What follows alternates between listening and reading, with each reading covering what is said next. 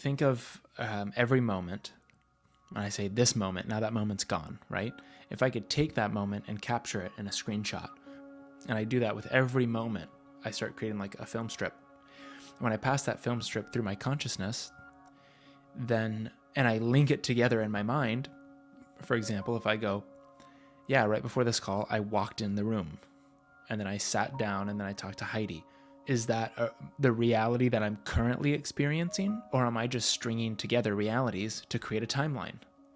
So what's creating that time in that moment? Is it me, or is it something outside of me? It's always me. I'm syncing together because the conditioning of my mind, moment by moment by moment by moment, and this moment caused that one, caused that one, caused that one, but even cause is a thought.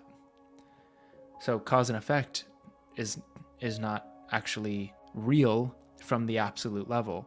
It's real from our experience. But if we really investigate experience, we go, well, who's creating cause and effect? Well, we are causing the effect.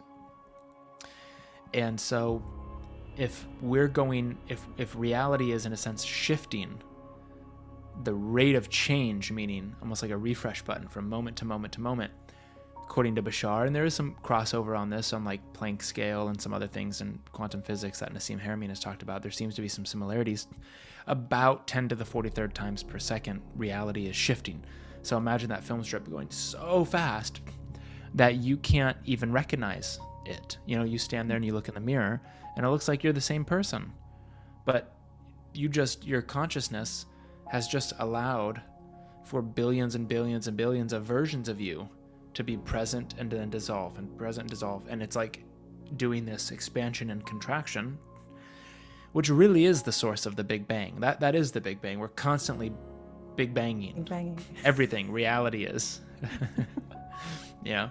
So when we break continuity, meaning we start to question our sense of self, our identity, then if we stop, like, for example, if I go into my past and I change my perception about something that once created pain and separation that now creates love and joy and gratitude, then I'm relating to that thing differently. So now I have to, by definition, relate to the future differently, because past pain is informing my future hurt.